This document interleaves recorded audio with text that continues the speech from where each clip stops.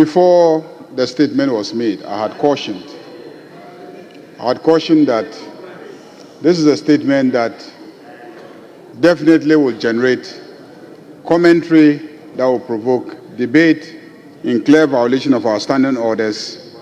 And I caution that it is a statement that will attract comments that will go to perhaps damage the reputation of somebody who is not in this chamber. I cautioned.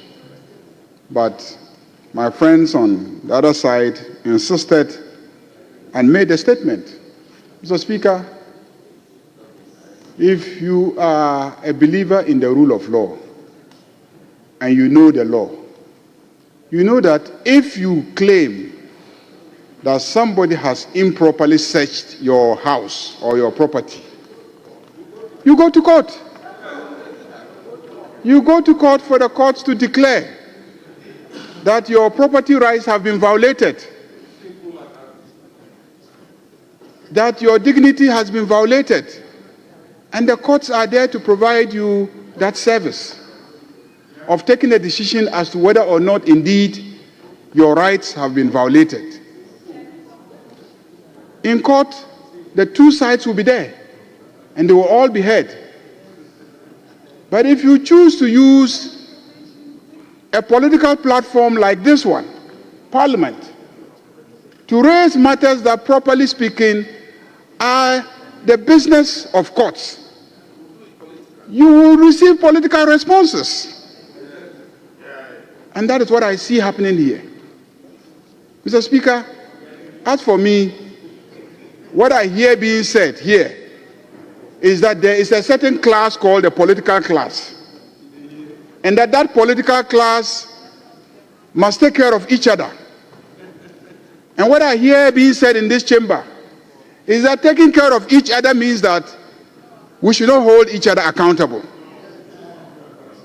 Mr. Speaker, I have always contended that it will be the most dangerous thing that will happen to the democracy of this country if a certain group called the political class are allowed to conspire to protect each other. Because what will happen, Mr. Speaker,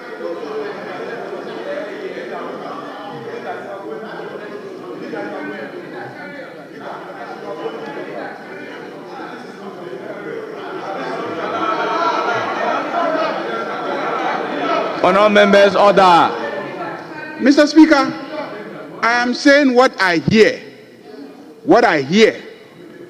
There has been several referrals to a group called political class. Did you hear that or not? Several times there was a referral to a group known as a political class.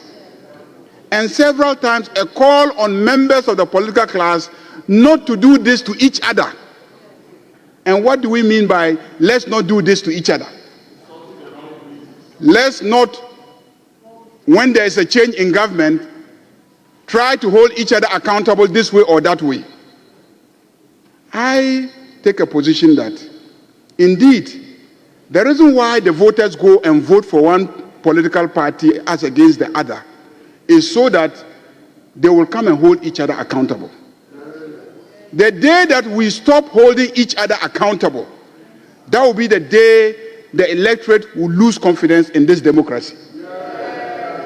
And when they lose confidence in this democracy, that is the end of democracy in Ghana.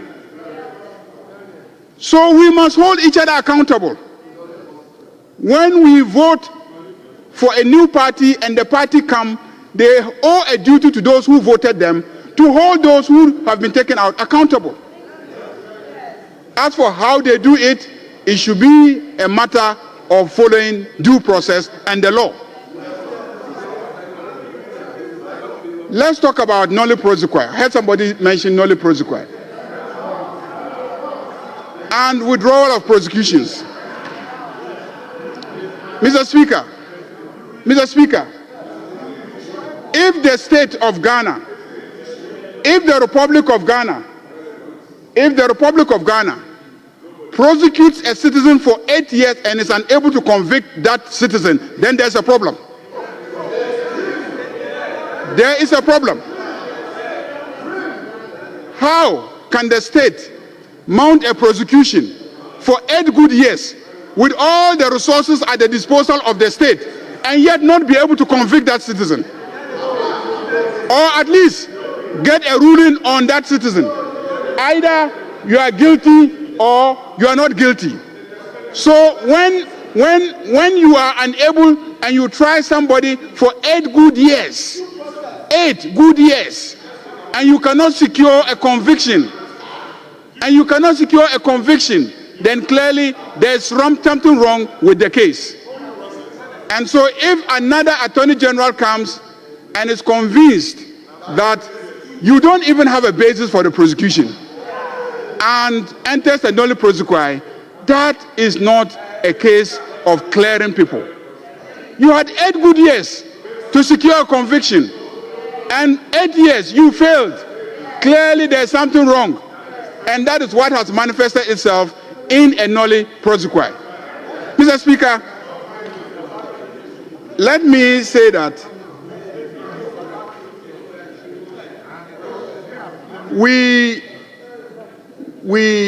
I cautioned against making the statement because I didn't want us to go into a situation where we'll be making unfair comments about somebody who is not in the chamber to defend himself.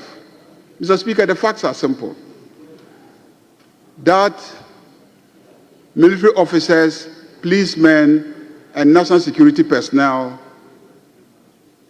invaded, entered, searched the private property of the former Minister of Finance. Mr. Speaker, I will not run any commentary on that matter until I have conducted some investigations, ascertain what the facts are, and then I will come and appraise this House of exactly what happened so that we can be properly informed. If there is anything that we should condemn about what has happened, we can collectively as a House condemn it. I caution you that don't make statements that would involve commentary that will undermine the image of someone, because I will not be happy if it is done to me, and that is why I objected. And so I'm not going to join colleagues to comment on the statement, except to add that the Office of Special Prosecutor has been severally mentioned. This was an office that was established to investigate and prosecute alleged cases of corruption and abuse of office by public officers. They have indicated that in this instance, they are investigating the former finance minister for 2 stated matters that they are investigating, which is matters relating to SML. I'm sure you are all aware that it was a big issue in this country where it is alleged that there was some corruption scandal relating to revenue assurance contracts awarded by the Ministry of Finance and the GRA to SML. And then secondly, there's this big issue of the National Cathedral, which we all know the story of, that some monies were paid for work that is supposed to have been done there, and it is alleged that the work has not been done. So the special prosecutor is seized with the matter, is investigating the matter, and wants the former finance minister to appear before them for some investigation. They indicate that there are 2 other matters they are investigating, but they haven't indicated exactly what those 2 other matters are. So, Mr. Speaker, let's be cautious not to make statements that will be prejudicial to the work of the special prosecutor. And that was why I cautioned and advised that we shouldn't raise the matter in this chamber.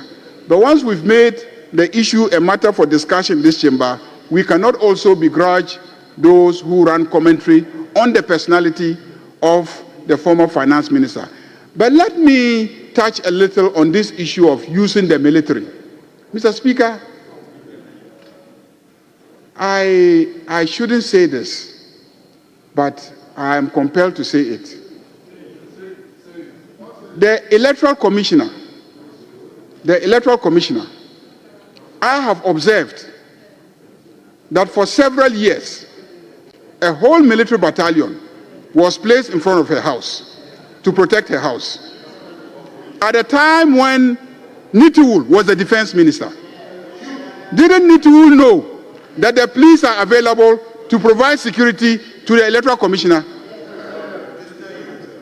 Nitiwul, he was defense minister, and he placed a whole military battalion at the entrance of the electoral commissioner's residence. And the electoral commissioner was guarded by soldiers who followed her all the time. Today, the same Nitiwul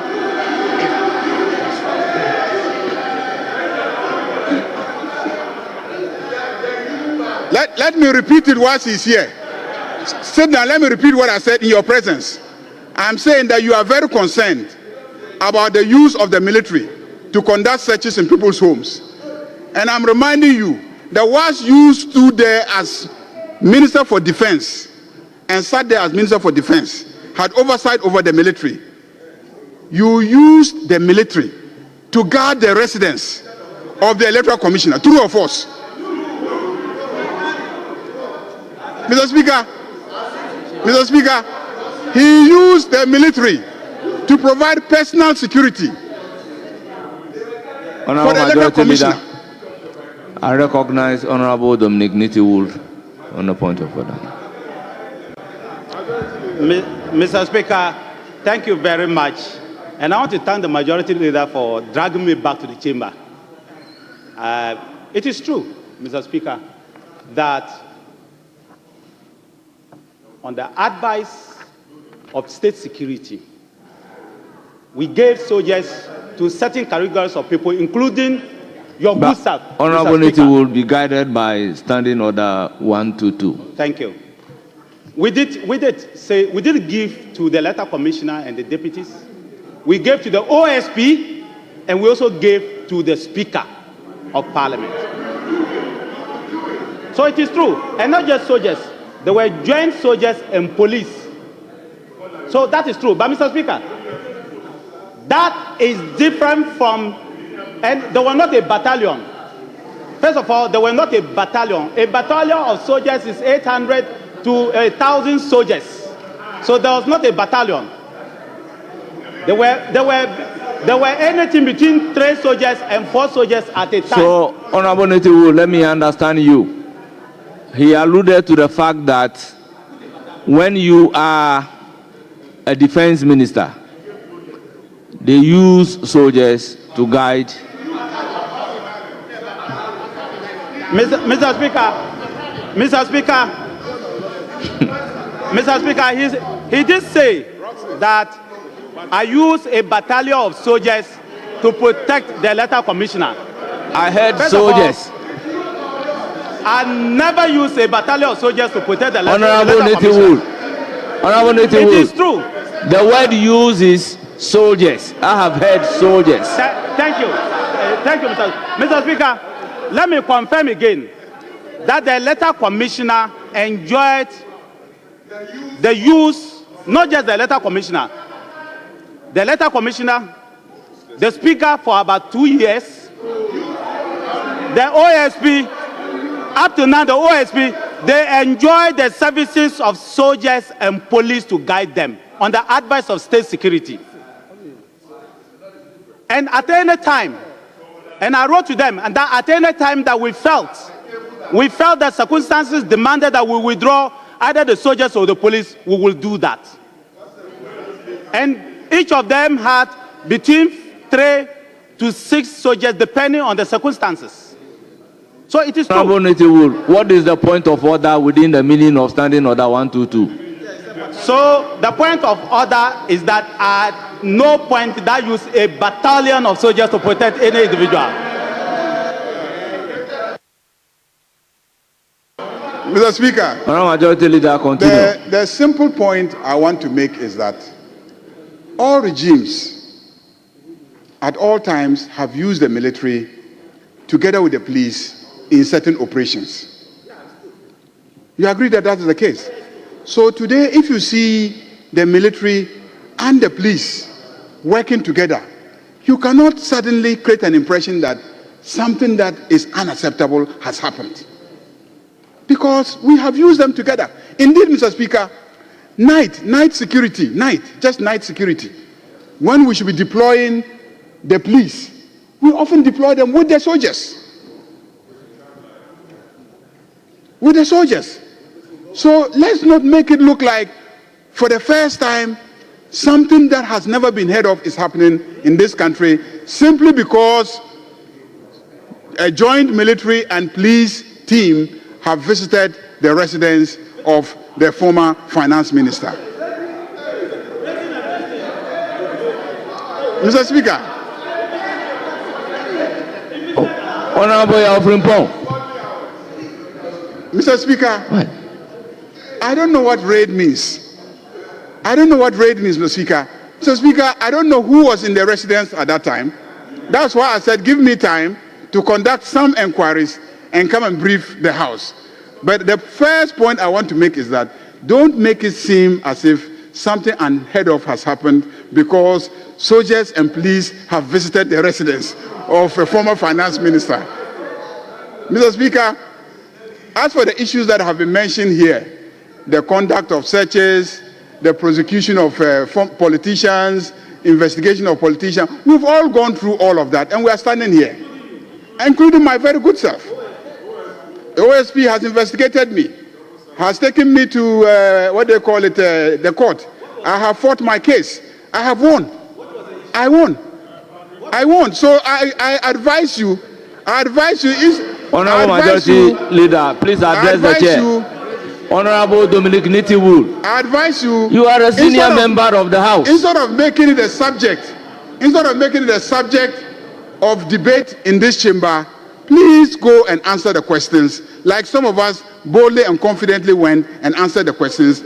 We were investigated, we were arraigned in court, we responded to our charges, we defended ourselves, and we got judgments in our favor.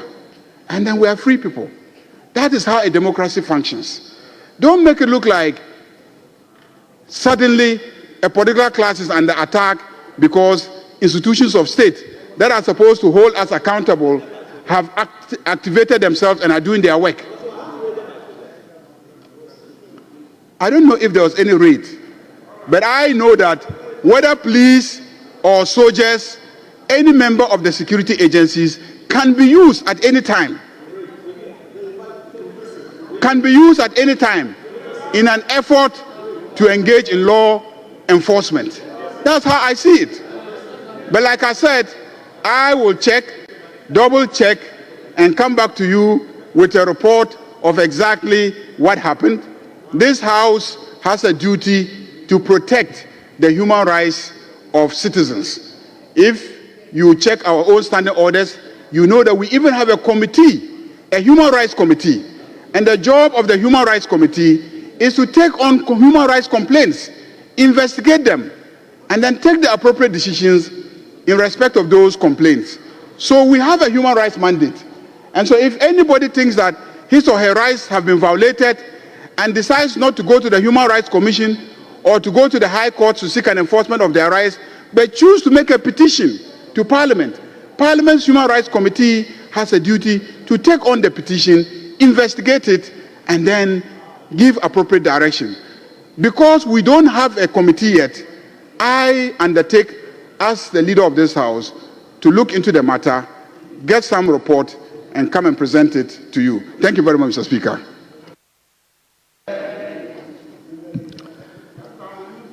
Thank you, honorable members.